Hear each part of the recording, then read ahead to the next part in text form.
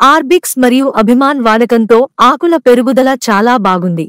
నేను రసాయనాలను కూడా ఉపయోగించాను కానీ అన్ని ఆకులు పచ్చగా ఉన్నప్పటికీ ఇంత పెరుగుదలను నేను ఎప్పుడూ చూడలేదు.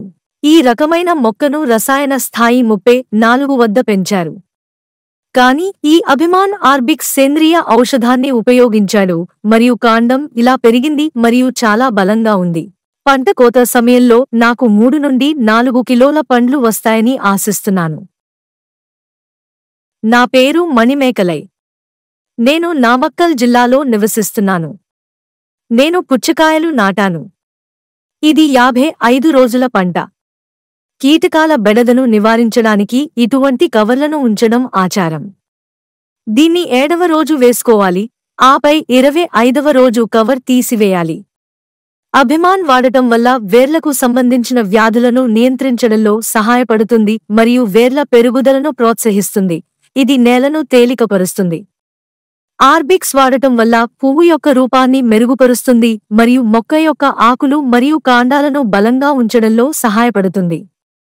FL77ని ఉపయోగించడం వల్ల తేనెటీగల రాక పెరుగుతుంది మరియు మరిన్ని పువ్వులు ఉత్పత్తి అవుతాయి. ఆకర్షణీయమైన రంగు మరియు పరిమాణాన్ని మెరుగుపరచడంలో సహాయపడతాయి.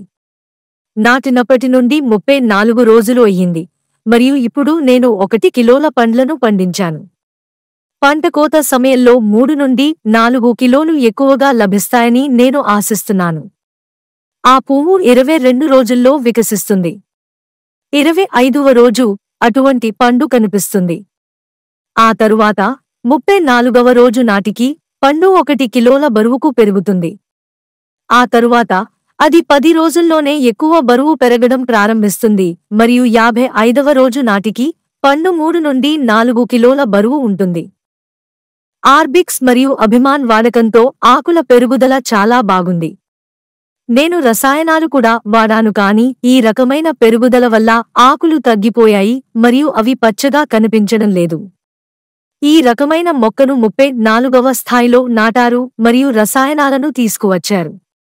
కానీ ఈ అభిమాన్ ఆర్బిక్స్ సేంద్రియ ఔషధం ఈ రకమైన పెరుగుదలను తెచ్చిపెట్టింది మరియు కాండం చాలా బలంగా ఉంది. ఫలితం చాలా బాగుంది.